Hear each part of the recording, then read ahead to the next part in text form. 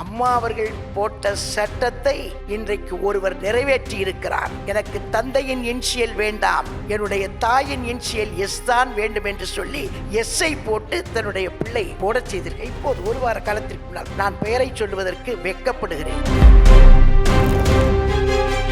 இந்த தேர்தலில் ஒரு நடிகருக்கு பெண்கள் வாக்கு போகுமா? நாளை எண்ணி கொட்டி எண்ணும் போது உங்களுக்கு தெரிய போகுது. இதெல்லாம் ஒரு மாயைங்க. நான் நிறைய தடவை சொல்லியிருக்கேன், எல்லாரும் எம்ஜிஆர் ஆயிட முடியாது. திரும்ப திரும்ப என்னகிட்ட அந்த வார்த்தையை கேட்காதீங்க. நீங்க ஜெயலலிதா அவர்களோட இருந்திருக்கீங்க, எடப்பாடி அவர்களோட இருந்திருக்கீங்க. ரெண்டு பேருக்கு வித்தியாசம் இருக்கு அப்படின்னு நினைக்கிறீங்க? அவரை பார்க்கும் பொழுதெல்லாம் நாங்கள் அம்மாவுடைய உருவமாக தான் நாங்கள் பார்க்குறோம். நீங்க சொன்னீங்களே, அவர் ஆட்சி நடத்துவாரா, இருப்பாரா, போவாரா? நடத்துவார். இவங்களுடைய கற்பனைகளுக்கெல்லாம் பதில் மே 4ஆம் தேதி விடை வரும்.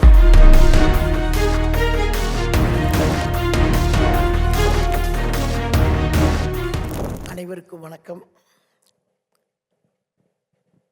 தலைப்பு ரொம்ப அற்புதமான ஒரு தலைப்பு. யாரும் எதிர்பார்க்காத விதத்தில் ஒரு நல்ல ஒரு தலைப்பு.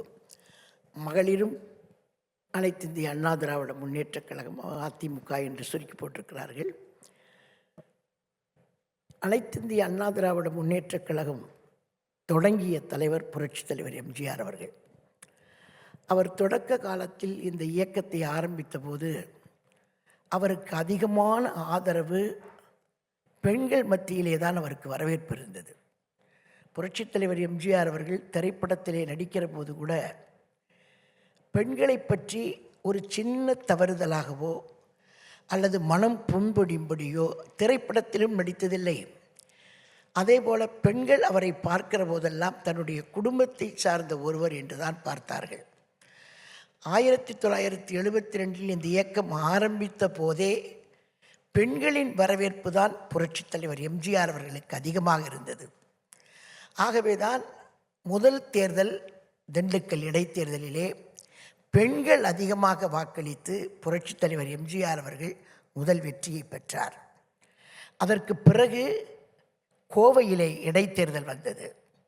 அந்த இடைத்தேர்தலிலேயும் கட்சி ஆரம்பித்த 6 மாத காலத்திற்குள் பெண்களின் வரவேற்பு புரட்சித் தலைவருக்கு அதிகமாக இருந்ததால் தான் கோவையிலே வெற்றி பெற்றார். அதற்கு பிறகு பாண்டிச்சேரியிலே பொது தேர்தல் வந்தது. பாண்டிச்சேரியிலே ஒரு ஆட்சியை பிடிக்கிற அளவுக்கு இந்த கட்சிக்கு வயது போதாது. இருந்தாலும் அந்த பாண்டிச்சேரியிலே போய் புரட்சித் தலைவர் எம்ஜிஆர் அவர்கள் பேசினார்.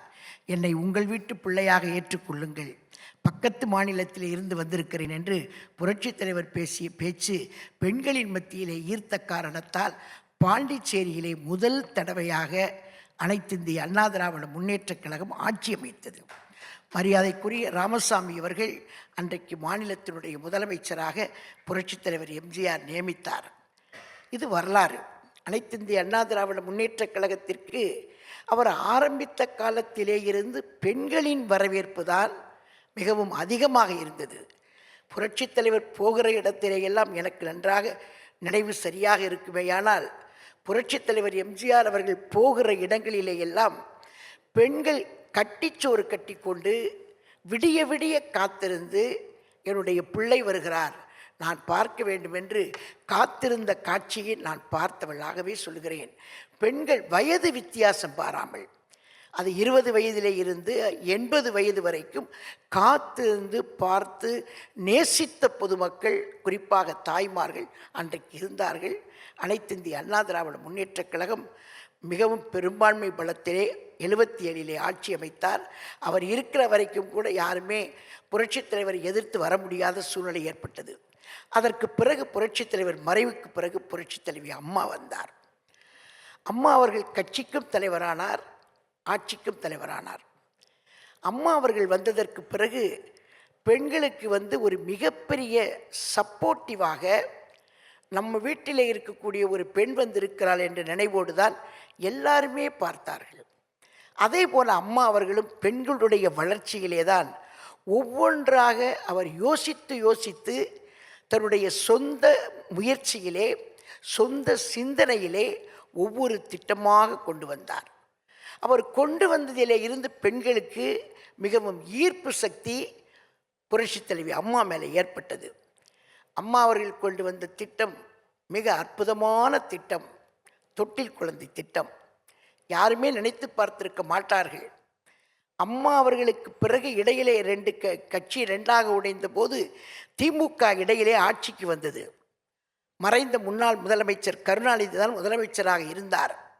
அப்போது பத்திரிகையாளர்கள் அவரிடத்திலே கேட்டார்கள், அம்மாவுடைய திருப்பெயரை சொல்லி அவர் கொண்டு வந்த தொட்டில் குழந்தை திட்டம் என்ன ஆனது என்று கேட்டார்கள். அப்போது அவர் சொன்னார், இந்த மைக்கை ஆஃப் செய்துவிட்டு அருவருப்பான ஒரு வார்த்தையை சொன்னார். நான் சொல்லுவதற்கு கூட வெட்கப்படுகிறேன் நாகரிகம் கருதி. அவர் சொன்ன வார்த்தை, தொட்டில் குழந்தை திட்டம் என்பது அன்னை தெரசா அவர்கள் அம்மாவுடைய இல்லத்திற்கே வந்து அம்மா அவர்களின் கைகளை பிடித்து கொண்டு நான் என்ன நினைத்தேனோ அதை நிறைவேற்றிய என்னுடைய பெண் என்று சொல்லி முதுகிலே தட்டி ஆசீர்வாதம் செய்துவிட்டு போனவர். அந்த திட்டத்தை கொச்சைப்படுத்தியவர்கள் திராவிட முன்னேற்ற கழகத்தை சார்ந்தவர்கள். மக்கள் அதையும் கவனித்தார்கள். தொட்டில் குழந்தை திட்டம் என்பது அற்புதமான திட்டம். பல ஆயிரக்கணக்கான பிள்ளைகள், குப்பையிலே வீசப்பட்ட பிள்ளைகள் உயிரோடு பிழைத்து வந்த காட்சியை பார்த்திருக்கிறோம். அது மட்டும் இல்லை, பெண் பிள்ளைகள் மட்டுமல்ல, ஆண் பிள்ளைகளையும் தூக்கி வீசி எறிந்தார்கள். அதை கூட எடுத்து அரசாங்கம் வளர்க்கும், நான் வைக்கிற தொட்டிலே கொண்டு வந்து போடுங்கள் என்று சொல்லி ஆயிரக்கணக்கான குழந்தைகளை காப்பாற்றினார் அம்மா. மக்கள் பார்த்தார்கள், குறிப்பாக தாய்மார்கள் பார்த்தார்கள். யாரோ குழந்தை ஏமாற்றிவிட்டு போன, தன்னுடைய கணவன் விட்டு சென்ற ஒரு குழந்தையை நான் இருக்கிறேன், தாய் காப்பாற்றுகிறேன் என்று சொல்லி காப்பாற்றக்கூடிய தாய் நம்மையும் காப்பாற்றுவார் எண்ணினார்கள் தாய்மார்கள். ஆகவேதான் அவரை புரட்சித் தலைவி அம்மா அவர்களை மிகவும் அதிகமாக நேசிக்க ஆரம்பித்தார்கள். அம்மா அவர்களுக்கு மிகவும் இலகிய குணம் உண்டு. அது மட்டுமல்ல, புரட்சித் தலைவி அம்மா அவர்கள் சட்டமன்றத்திலே ஒரு திட்டத்தை கொண்டு வந்தார்கள். சட்டமன்றத்திலே சட்டமாக்கி அதை அரசாணை போடச் செய்தார்கள். இன்ஷியல் போடுகிற போது எந்த பெண்ணுமே பள்ளிக்கு போகிற போது கணவன் இல்லையே என்று வருத்தப்படாதீர்கள், தாயினுடைய பிள்ளை எழுத்தை தலைப்பெழுத்தாக போட்டுக்கொள்ளலாம் என்று அம்மா அவர்கள் போட்ட சட்டத்தை இன்றைக்கு ஒருவர் நிறைவேற்றி இருக்கிறார். நான் பெயரை சொல்வதற்கு வெட்கப்படுகிறேன். இந்த நேரத்திலே பெயரை சொல்வதற்கு வெட்கப்படுகிறேன். அவர் பெற்றெடுத்த பிள்ளை, எனக்கு தந்தையின் இன்ஷியல் வேண்டாம், என்னுடைய தாயின் இன்ஷியல் எஸ் தான் வேண்டும் என்று சொல்லி எஸ்ஸை போட்டு தன்னுடைய பிள்ளை அவர் நீக்கிவிட்டு போடச் செய்திருக்க. இப்போது ஒரு வார காலத்திற்கு முன்னால் பத்திரிகையிலே பார்த்தேன், அம்மா அவர்கள் கொண்டு வந்த இன்ஷியல் போடுவது, கணவன் விட்டு சென்று விட்டார் கவலைப்படாதீர்கள், பள்ளிக்கு சேர்க்கிற போது கல்லூரிக்கு சேர்க்கிற போது இன்ஷியல் போடுவதற்கு தடுமாறாதீர்கள், தாயினுடைய பெயரை போடுங்கள், போட வேண்டும், கவலைப்படாமல் போடுங்கள் என்று சொன்னார். அதற்கு பிறகு எந்த தாயும் எதை பற்றியும் கவலைப்படவில்லை. பள்ளிக்கூடத்திற்கு கல்லூரிக்கு வேலைக்கு போகிற போது தாயினுடைய பெயரை இன்ஷியலாக போட்டுக்கொண்டார்கள். அதைவிட இன்னொன்று, அம்மா அவர்கள் சட்டமன்றத்திலே தான் உட்கார்ந்திருந்தார். அப்போது ஒரு சட்டமன்ற உறுப்பினர், ஆளுங்கட்சி சட்டமன்ற உறுப்பினர் பேசிக்கொண்டே இருந்தார். இந்திய குடிமகன், இந்திய குடிமகன், இந்திய குடிமகன், தமிழ்நாட்டு குடிமகன் என்று ஒருவர் பேசிக்கொண்டே இருந்தார். அம்மாவும் கேட்டுக்கொண்டே இருந்தார்கள். அந்த அவையிலே நாங்கள் இருக்கிறோம். என்பதரையும் இருந்தாரா என்று எனக்கு சரியாக நினைவுக்கு வரவில்லை. அப்போது அம்மா அவர்கள் உட்கார்ந்து கேட்டுக்கொண்டிருந்து விட்டு உடனே அம்மா அவர்கள் எழுந்து, அதென்ன குடிமகன் குடிமகன் குடிமகன் என்று சொல்லுகிறீர்கள், ஆண்கள் மட்டும்தான் குடிமகனா, குடிமகள் என்று சொல்ல வேண்டும், அவர்களுக்கு அந்த அந்தஸ்தை தாருங்கள், அந்த பெண்ணுக்கு அந்த தகுதியை தாருங்கள் என்று சொன்னார். நான் ஏன் இதையெல்லாம் சொல்லுகிறேன் என்று சொன்னால், பெண்கள் இன்றைக்கு அதிகமாக நேசிக்கக்கூடிய ஒரு இயக்கம் என்று சொன்னால் அது அனைத்து இந்திய அண்ணா திராவிட முன்னேற்ற கழகம்தான். அம்மா அவர்கள் கொண்டு வந்த திட்டங்கள் தான் இன்றைக்கும் தமிழ்நாட்டிலே போய்கொண்டிருக்கிறது. புதிதாக என்று எதுவுமே வரவில்லை. நீங்கள் ஒரு மூத்த அரசியல்வாதி, நீங்கள் ஜெயலலிதா அவர்களோடவும் பயணிச்சிருக்கீங்க, எடப்பாடி அவர்களோடவும் பயணிச்சிருக்கீங்க. ஜெயலலிதா அவர்கள் பெண்கள் திட்டங்களை நிறைவேற்றினதை எதிர்க்கட்சிகள் கூட விமர்சிக்க மாட்டாங்க. ஏன்னா எல்லாருக்குமே தெரியும் அவங்க நிறைய சிறப்பு திட்டங்களை இது பண்ணியிருக்காங்க. அதை எடப்பாடி அவர்கள் எப்படி அதை உள்வாங்கி அதை நடந்தார் அப்படின்னு நீங்கள் நினைக்கிறீங்க? ரெண்டு பேருக்கும் வித்தியாசம் இருக்குது அப்படின்னு நினைக்கிறீங்களா? அதை நாங்கள் வித்தியாசமாகவே அண்ணன் எடப்பாடியாரை நாங்கள் பார்க்கல. அவரை பார்க்கும் பொழுதெல்லாம் நாங்கள் அம்மாவுடைய மறுப்பு உருவமாக தான் நாங்கள் பார்க்குறோம். அம்மா அவர்கள்கிட்ட என்னென்ன ஆளுமைத்தன்மை இருந்ததோ அத்தனை ஆளுமை திறமையும் அண்ணன் எடப்பாடியார் கிட்ட இருந்தது. அம்மா அவர்கள் மறைவுக்கு பிறகு அண்ணன் எடப்பாடியார் முதலமைச்சராக வருகிறார். அவர் என்னைக்கு வந்து உட்காந்து ஒரு 2 நாள் ஆயிருக்கும், அவ்வளோதான். 3ஆவது நாளே ஆரம்பிச்சிட்டாங்க எல்லாரும். ஆரம்பித்து அதாவது இன்னும் 2 நாளைக்கு தான் இருக்கும், 3 நாளைக்கு தான் இருக்கும், 5 நாளைக்கு தான் இருக்கும், 9 நாளைக்கு தான் இருக்கும்னு மரத்தடியில் உட்காந்து ஜோசியம் சொல்கிறவன் மாதிரி குடுகுடுப்பக்கார மாதிரி காலையிலேருந்து ராத்திரி வரைக்கும் ஜோசியம் சொல்லிகிட்டே தான் இருந்தாங்க. 4.5 வருஷமாக சொல்லிட்டு தான் இருந்தாங்க. சரி, அது தான் ஜோசியம் சொல்லிகிட்டு இருந்தாங்க. அது பொய்யாயிடுச்சுன்னு பார்த்தா போராட்டங்கள் எல்லாம் தூண்டி விட்டு கிட்டத்தட்ட 35,000 போராட்டம். ஒரு போராட்டம் 2 போராட்டம் இல்லை, எல்லா தரப்பையும் இவங்களே வந்து அவங்களுக்கு பின்னாடி இருந்து அவங்களை எல்லாம் ஊக்குவிச்சு போராட்டங்கள், அத்தனை போராட்டங்களையும் சகித்து தாங்கிக்கிட்டு சமாதானமான முறையில் பேச்சுவார்த்தைகள் நடத்தி ஒரு சின்ன ஒரு கலவரம் இல்லாமல், ஒரு பிரச்சனைகள் இல்லாமல் இந்த தமிழ்நாட்டில் அத்தனை தரப்பினுடைய கோரிக்கையை உள்வாங்கிட்டு அவ்வளவு தூரம் ஒரு சிறப்பான ஆட்சியை கொடுத்து, இந்த ஆட்சி இருக்காதுன்னு சொன்னவர்கள் மத்தியில் அண்ணன் ஆட்சி நடத்தி காட்டினார். இது வந்து எல்லா தலைவர்களுக்குமே வந்து எதிர்கட்சிக்காரன் மட்டும்தான் கொண்டு கொடுத்துட்ருப்பான். ஆனால் அவரை பொறுத்த வரைக்கும் சொந்த கட்சியிலேயே பிரச்சனை. சொந்த கட்சியிலேயே கூடவே இருந்தவங்களாம் துரோகிகளாகி இவருக்கு எல்லா விதத்திலையும் சட்ட போராட்டங்கள் நடத்துறதுக்கு அவ்வளவு சிரமத்துக்கு மத்தியில் இந்த இயக்கத்தை காப்பாற்றணும், அடுத்த ஆட்சியை காப்பாற்றணும். 2 பொறுப்பு அண்ணன் எடப்பாடியாருக்கு. இந்த 2 பொறுப்புன்றது காப்பாற்றுறதுன்றது சாதாரணமான விஷயம் இல்லை, யாராலையும் முடியாது. இந்த 2ஐயும் காப்பாற்றுறதுக்கு அவருடைய பொறுமை தான் முக்கியம். அவருடைய பொறுமை, ரொம்ப அமைதியாக இருந்து எல்லாவற்றையும் உள்வாங்கிட்டு அம்மாவை நினச்சி பார்த்து, அம்மா அவர்கள் எப்படியெல்லாம் ஆட்சியை கொண்டு போனாங்க அப்படின்னு அம்மா கிட்ட படித்தவர், அம்மா கிட்ட பாடம் கற்றுக்கிட்டவர், அம்மா கிட்ட ட்ரெயின் ஆனவர், அப்படி எல்லாத்தையும் உள்வாங்கிட்டு இந்த ஆட்சியை சிறப்பான முறையில் 4.5 வருஷ காலம் ஆட்சி நடத்தியிருக்கிறாருன்னா அது ஒரு மிகப்பெரிய புரட்சி தலைவருடைய ஆளுமை தானே அண்ணன் எடப்பாடியார்கிட்ட. ஒரு சிலர் வந்து சொல்லுவாங்க, ஆட்சி போனதுக்கப்புறம் எடப்பாடி இல்லாமல் போயிடுவார் அப்படின்னாங்க. அதுக்கப்புறம் வந்து இல்லை, இதுக்கப்புறம் வந்து தேர்தலுக்கு வந்தால் எடப்பாடியார் வந்து கொஞ்சம் பிரச்சனையை எதிர்கொள்வார் அப்படின்வாங்க. இப்போ வரைக்கும் எடப்பாடியார் வந்து அடுத்தடுத்து அவர் பிரச்சனைகள் நிறைய வந்துக்கிட்டே இருக்கும் போது நீங்கள் வந்து ஜெயலலிதா அவர்களோடும் இருந்திருக்கீங்க, எடப்பாடி அவர்களோடும் இருந்திருக்கீங்க. அதை வந்து ஹேண்டில் பண்ணுறதுல நிறைய வித்தியாசம் பார்க்குறீங்களா? ஏன்னா ஒவ்வொரு எலெக்ஷன்லேயும் இப்போ எலெக்ஷன் வர்றதுக்கு முன்னாடி எடப்பாடியார் அவர்களால் இந்த எலெக்ஷனை சரியாக ஹேண்டில் பண்ண முடியாது அப்படின்னாங்க. ஆனால் இன்றைக்கி வேட்பாளர் அறிவிப்பு வரைக்கும் வேகமாக வந்துக்கிட்டே இருக்குது. ஏன் தொடர்ந்து எடப்பாடி அவர்களுக்கு இது நடக்குதுன்னு நினைக்கிறீங்க? அதாவது ஒருவேளை அவர் நீங்கள் சொன்ன மாதிரி அமைதியாக இருக்கிறதுனால இந்த இல்லை, அதில்லை. நீங்கள் அதுவும் இப்போ அண்ணா அவர்கள் இருந்து முதலமைச்சராக இருந்தாங்க. அண்ணா வந்து எதிர்கட்சியில் இருந்திருக்கிறாங்க, பார்லிமெண்ட்லேயும் எதிர்கட்சி வரிசையில் தான் அவர் இருந்திருக்கிறாங்க. அவர் வந்து கோபப்பட்டு அவர் ஆட்சியில் யாரையாவது கடுமையாக பேசி இல்லை கடுமையான விமர்சனங்கள் பண்ணி யாரும் கேள்விப்பட்டிருக்கவே மாட்டாங்க. ஆனால் இன்றைக்கும் அண்ணாவை வந்து பெருமையாக பேசக்கூடிய எத்தனை ஜெனரேஷன் ஆனாலும் சரி அண்ணாவை பற்றி பேசிகிட்டு இருப்பாங்க. அதே மாதிரி அண்ணாவுடைய தம்பி புரட்சி தலைவர் எம்ஜிஆர் வந்தார். அவருடைய ஆட்சி காலத்திலையும் புரட்சி தலைவரை பார்த்து திமுக தலைவர் கருணாநிதி சொன்ன ஒரு வார்த்தை, எம்ஜிஆர் கப்பல் பேரத்தில் 40 கோடி லஞ்சம் வாங்கிட்டாரு அப்படின்னு புரட்சி தலைவர் மேலேயே ஒரு குற்றம் சொன்னார். கப்பல் பேர ஊழலில் கப்பலை போட்டு கப்பலுக்கு மத்தியில் புரட்சி தலைவர் நிற்கிற மாதிரி ஒரு படத்தை போட்டு எம்ஜிஆர் கப்பல் பேர ஊழல் அப்படின்னு சொல்லி போட்டு இதுக்கு விசாரணை கமிஷன் வைக்கணும், அங்கே வைக்கணுங்க, எல்லாம் எத்தனையோ பண்ணி பார்த்தார் மறைந்த முன்னாள் முதலமைச்சர் கருணாநிதி. புரட்சி தலைவர் எல்லாத்தையுமே கேட்டே இருந்தார். அப்புறம் சந்தர்ப்ப சூழ்நிலையின் காரணத்தால் புரட்சி தலைவர் ஆட்சி கலைக்கப்பட்டது. கலைச்ச உடனேயே புரட்சி தலைவர் மக்கள்கிட்ட போனார். என் ஆட்சியை ஏன் கலைச்சாங்கன்னு எனக்கே தெரியாது, ஆனால் நான் வந்து லஞ்சம் வாங்கியிருப்பேன்னு நீங்கள் நம்புறீங்களா? இந்த ராமச்சந்திரன் லஞ்சம் வாங்கியிருப்பேன்னு நீங்கள் நம்புறீங்களா? அப்படி நம்புறதாக இருந்தால் எனக்கு நீங்கள் ஓட்டு போட வேண்டாம். நான் முச்சந்திக்கு வர்றேன், என்னை சவுக்கால் அடிங்கன்னு சொன்னார் எம்ஜிஆர். பொது மேடைகளில் சவுக்கால் அடிங்க.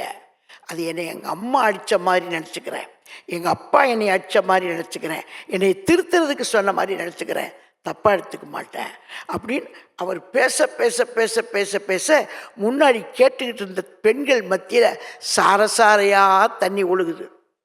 ஏன்னா அவர் பேசுகிற வார்த்தைகள் அப்படி. இதை ஏன் சொல்ல வர்றேன்னா, புரட்சித் தலைவர் எம்ஜிஆர் அவர்களை ஊழல் குற்றச்சாட்டு சொன்ன நேரத்தில் கூட அவர் யாரையுமே கடுமையாக பேசுனதில்லை. ரொம்ப அமைதியாகத்தான், ரொம்ப கோபமாக கூட பேசுறதில்லை.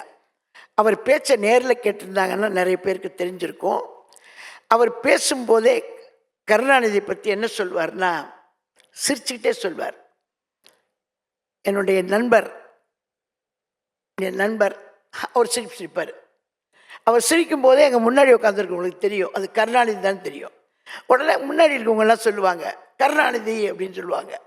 அப்புறம் நான் என் நண்பரை பற்றி சொல்ல வேண்டான்னு நினைக்கிறேன் அப்படிம்பார். அது அவர் சொல்கிற செயலே வேறு மாதிரி இருக்கும். அதை உடனே எல்லாரும் அப்படியே வந்து ரசிப்பாங்க. இவர் சொல்கிறதுக்கு முன்னாடி அவங்க பதில் சொல்லிட்டு இருப்பாங்க இவருக்கு. அப்படி வந்து மக்களை ஈர்த்து யார் மனசும் புண்படாமல் ரொம்ப அமைதியான முறையில் ஒரு தேர்தல், பல தேர்தலை சந்தித்தவர். ஒரு கடுமையான ஒரு வார்த்தையை கூட இவங்கெல்லாம் பேசுறதில்லை. அதே மாதிரி தான் புரட்சி தலைவி அம்மாவும். இதுவரைக்கும் புரட்சி தலைவி அம்மா அவர்கள் வந்து திரு கருணாநிதி அப்படின்னு தான் சொல்லுவாங்க. மேடையில் பேசுகிற நாங்கள்லாம் கூட கருணாநிதி கருணாநிதி எல்லாம் பேசியிருக்கோம் நிறைய தடவை. வார்த்தை தவறும்போது கூட கொஞ்சம் உணர்ச்சியை பேசப்பட்டாங்களா, மேடை பேச்சிலேருந்து வளர்ந்தவங்க தான் நாங்கள். ஒன்றா கருணாநிதி கருணாநிதி தான் பேசியிருக்கிறோம். ஆனால் அம்மா மட்டுமே எப்பேற்பட்ட அம்மா அவர்கள் அசிங்கப்படணும், அவமானப்படணும்னு சொல்லி சட்டசபையிலேயே அந்த துரியோதன துச்சாதன கூட்டம் அம்மாவை கேவலப்படுத்திய நேரத்தில் கூட ஒரு உட்கார்ந்து வேடிக்கை பார்த்து ரசித்தவர் கருணாநிதி. அந்த காட்சியை, அந்த கருணாநிதியை அம்மா வந்து திரு கருணாநிதின்னு தான் சொல்லுவாங்க. அது சொல்லும் போதே, அம்மா சொல்லும் போதே ரொம்ப ஸ்டைலாக சொல்லுவாங்க, ரசிக்கிற மாதிரி சொல்லுவாங்க. அந்த முன்னாடி அவர் பேர் சொல்லி திரு கருணாநிதி. இன்னைக்கு எவனா என்னென்னமோ பேசுகிறாங்க, இந்த மாதிரி வந்து அம்மாவுடைய பேரை கொச்சப்படுத்துகிற மாதிரிலாம் பேசுகிறாங்க. ஆனால் அம்மா வந்து ஒரு வார்த்தை கூட ஒரு தவறி, ஒரு உணர்ச்சி வேகத்தில் கூட தவறி கூட பேசுறது கிடையாது. இதை ஏன் சொல்ல வரேன், இப்படிக்கு சொன்னீங்களே, இவருடைய அதுதான் அம்மா கிட்ட படித்த பாடம். அண்ணன் எடப்பாடியார் அவர்கள் இத்தனை போராட்டங்களை சந்திச்சிருக்கிறாரு. மக்கள், எல்லா தரப்பு மக்கள் நடத்தின போராட்டத்தை சந்திச்சிருக்கிறாரு. சட்ட போராட்டங்கள் எத்தனை எந்த ஒரு அரசியல் கட்சியை வச்சு நடத்தக்கூடியவங்களுக்கு இவ்வளவு சட்ட போராட்டங்கள் யாரும் சந்திச்சிருக்க மாட்டாங்க. எத்தனையோ கட்சி ரெண்டாச்சு, கம்யூனிஸ்ட் ரெண்டாச்சு, காங்கிரஸ் ரெண்டாச்சு, மதிமுக ரெண்டாச்சு, திமுகலேருந்து பிரிஞ்சு வந்தாங்க. எல்லா கட்சிகளுமே வந்தாங்களே தவிர சட்ட போராட்டங்களை சந்திச்சிருக்க மாட்டாங்க. பிரிஞ்சாங்க, அவங்க ஒரு சின்னத்தை வாங்கினாங்க, பேரை வச்சுக்கிட்டாங்க, போனாங்க, அப்படி போயிட்டாங்க. ஆனால் அண்ணன் எடப்பாடியார் மாதிரி தினந்தோறு கேஸ், தினந்தோறு வழக்கு, ரோட்டில் போகிறவன் வர்றவன் உட்கார்றவன் இருக்கிறவன் எல்லாரும் வழக்கு. ஒருத்தர் திடீர்னு பார்த்தா, ஒருத்தன் பேரில் நான் சொல்ல விரும்பல, வழக்கு நீதிமன்றத்தில் இருக்கிறதுனால, அதாவது ஒருத்தன் போடுறான் கேஸு, அவர் பொதுச் செயலாளர் பதவிக்கு தகுதி இல்லை, எனக்கு தான் தகுதின்னு போட்டுட்டு எல்லாம் அங்கே போய் இப்போ கோர்ட்டில் போய் நிற்கிறான். அவனுக்கு கடைசியில் உறுப்பினர் கார்டே இல்லையாம்மா, உறுப்பினர் கார்டே இல்லை. ரோட்டில் போகிறவன் வர்றவன்லாம் இந்த பொதுச் செயலாளர் பதவி எனக்கு தான், அவர் உட்கார்ந்துருக்கிற பொதுச் செயலாளர் பதவி எனக்கு தான் அப்படின்னு எல்லாம், அப்படியெல்லாம் அநாகரிகமான அத்தனை வழக்குகளையும் நீதிமன்றத்துக்கு போய் நீதியரசர்கள் எல்லாத்தையும் பார்த்துட்டு, அந்த நீதியரசர்கள் எல்லாத்தையும் பார்த்துட்டு இப்படிப்பட்ட ஒருத்தருக்கு இவ்வளவு சோதனைகளான்னு சொல்லி அவங்களே என்ன இவ்வளவு அருவருப்பான முறையில் இந்த வழக்கெல்லாம் வருது, கோர்ட்டினுடைய நேரத்தை வீணாக்காதீங்க நீங்கள் அப்படின்னு வான் பண்ணி சொல்லி வந்த வழக்குகளை எல்லாம் அண்ணன் எடப்பாடியார் வெற்றி கொண்டார். அதுக்கு என்ன காரணம்னா, அண்ணா கிட்ட கற்றுக்கிட்டது புரட்சித் தலைவர், புரட்சித் தலைவர்கிட்ட கற்றுக்கிட்டது புரட்சித் தலைவி அம்மா, புரட்சித் தலைவி அம்மா கிட்ட கற்றுக்கிட்டது அண்ணன் எடப்பாடியார். இந்த பல்கலைக்கழகத்தில் படித்தவர், அவர் அங்கே பட்டம் வாங்கினவர், டாக்டரேட் வாங்கியிருக்கிறாரு. இதை மாதிரி இன்னும் எத்தனையோ சவால்களை இப்போ நீங்கள் சொன்னீங்களே, அவர் ஆட்சி நடத்துவாரா, இருப்பாரா, போவாரான்னு நடத்துவார். இவங்களுடைய கற்பனைகளுக்கெல்லாம் பதில் மே மாதம் தானே, மே 4 தானே, மே 4ஆம் தேதி விடை வரும். மே 4ஆம் தேதி. அதாவது இவங்கெல்லாம் என்ன நினைக்கிறாங்கன்னா, குற்றம் சொல்கிறதுக்கு தான் திருடி பிறரை நம்பாள். இவன் திருட, அதில் எல்லாரும் திருடலாம் இருக்கணும்னு நினைக்கிறான். ஆனால் மக்களுக்கு தெரியும் இந்த கட்சி யாருடைய கட்சி, யார் தலைமையில் வந்த கட்சி, இந்த கட்சிக்கு இன்றைக்கி யார் தலைமை தாங்கிறது, இது எப்படி இருக்குன்றதை. இன்றைக்கி கூட மக்கள் வெளியில் போனால் என்ன தெரியுமா பேசுகிறாங்க, எடப்பாடியார் தான் வரணும். ஒரு மூத்த தலைவர் அப்படின்றதுனால டக்குன்னு முடிச்சிடுறேன். ஏன்னா நீங்கள் வந்து நிறைய தேர்தல்களை சந்திச்சிருப்பீங்க. பெண்கள் வாக்கு நடிகர்களுக்கு போகும் அப்படின்னு ஒரு ஒரு ஒரு கரிஷ்மேட்டிக்காக நடிகர்களுக்கு போகும் அப்படின்னு சொல்லுவாங்க. இந்த தேர்தலில் ஒரு நடிகருக்கு பெண்கள் வாக்கு போகுமா? சுருக்கமாக சொன்னீங்கன்னா போதும். நீங்கள் அது 26 எலெக்ஷன் அந்த மே 4 கொட்டி எண்ணும்போது உங்களுக்கு தெரிய போகுது. இதெல்லாம் ஒரு மாயைங்க. நான் நிறைய தடவை சொல்லியிருக்கேன்.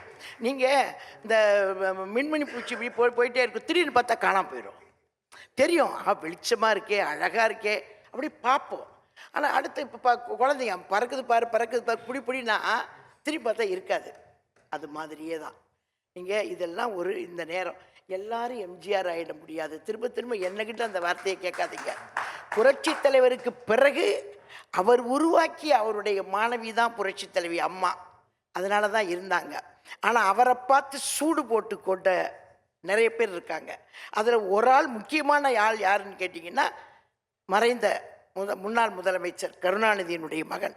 அவர் மறைஞ்சிட்டார். இப்போ அவரும் புரட்சி தலைவர் மாதிரியே தான் உருவாக்கினார். அவர் உருவாக்கினார், எடுபடலை.